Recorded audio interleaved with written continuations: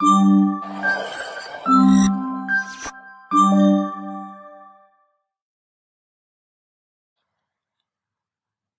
Everyone and welcome to this channel.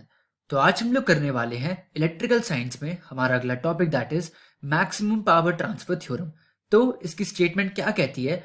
To obtain the maximum power from a network the resistance of the load must be equal to the Thevenin resistance of the network. तो यहाँ से हम लोग कह सकते हैं for DC circuits R R L should be equal to R R T H. अब इसी चीज का हम लोग प्रूफ देखेंगे।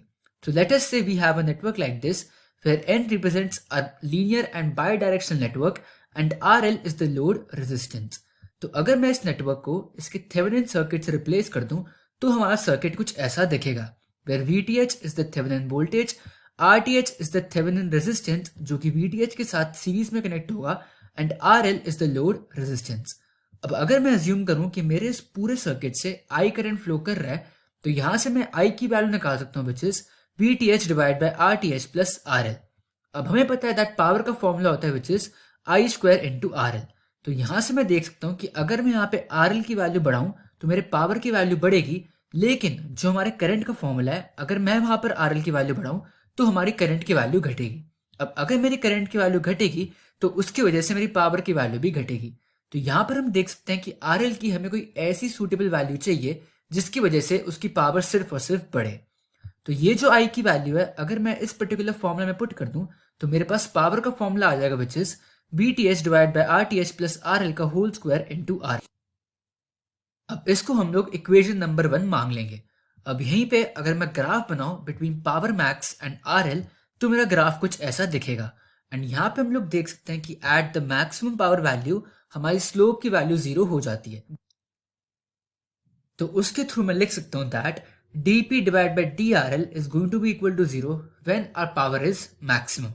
तो हमारे पास पावर की वैल्यू ऑलरेडी है एंड इसको हम लोग डिफरेंशिएट करेंगे विद रिस्पेक्ट टू RL। तो ब्रैकेट्स ओपन करने के बाद हम लोग पावर को लिख सकते हैं VTH square divide bye RTH square by RL plus 2RTH plus RL। जो ये RL था हमने उसको डिनोमिनेटर में हर एक जगह से डिवाइड कर दिया। अब हम लोग क्या करेंगे, जो हमारा डिनोमिनेटर है सिर्फ उसको हम लोग डिफरेंशिएट करके इक्वल टू 0 पुट कर देंगे। तो वो चीज करने के बाद हमारे पास इक्वेशन आ जाएगी which is minus RTH square divide by RL square plus 0 plus 1 is equal to 0। तो इसको सॉल्व करने के बाद हमारे पास रिलेशन आएगा which is RL square is equal to RTH square and यहां से हमें RL की वैल्यू मिल जाएगी which is plus minus RTH to get the maximum power. अब यहां पर हमारे पास RL की वैल्यू आ गई है तो इसी वैल्यू को हम लोग पावर के फॉर्मूले में पुट कर देंगे। तो इन दिस फॉर्मूला अगर मैं डाल दूं RL is equal to RTH तो मेरे पास पावर मैक्सिमम की वैल्यू आ जाएगी which is VTH square divide by 4RTH। अब इसी चीज पे हम लोग कुछ न्यूमेरिकल्स देखते हैं। So here we have a circuit and we have to find the value of RL for which the maximum power will be transferred to this particular circuit। अब हमें पता है that for the maximum power हमारा RL should be equal to RTH and हमारा circuit कुछ ऐसा दिखता है। तो सबसे पहले टू सॉल्व दिस हम लोग हमारे लोड रेजिस्टेंस को ओपन कर देंगे। अब यहीं से हम लोग हमारे RTH की वैल्यू निकालेंगे एंड RTH निकालने के लिए हमें सबसे पहले हमारे इंडिपेंडेंट सोर्सेज को टर्न ऑफ करना होता है। तो इस सर्किट में हम लोग देख सकते हैं कि हमारा सिर्फ एक वोल्टेज सोर्स है तो इसको हम लोग शॉर्ट सर्किट कर देंगे एंड यहां से हम लोग इक्विवेलेंट रेजिस्टेंस यानी RTH की वैल्यू निकालेंगे। तो यहां पर हम देख सकते हैं कि हम डायरेक्टली वैल्यू नहीं कैलकुलेट कर सकते तो हम लोग हर एक पॉइंट पे कुछ पोटेंशियल अज्यूम करेंगे। तो अगर मैं यहाँ पे A एंड B पोटेंशियल मान लूं तो यहाँ भी मेरा A पोटेंशियल रहेगा एंड क्योंकि इस पूरे पाथ में कोई और एलिमेंट नहीं आ रहा तो यहां से लेकर यहां तक भी मेरा A ही पोटेंशियल रहेगा। अब यहाँ पे अगर B था तो यहाँ पर भी B पोटेंशियल होगा एंड यहाँ पे हम लोग कुछ C पोटेंशियल अज्यूम कर लें।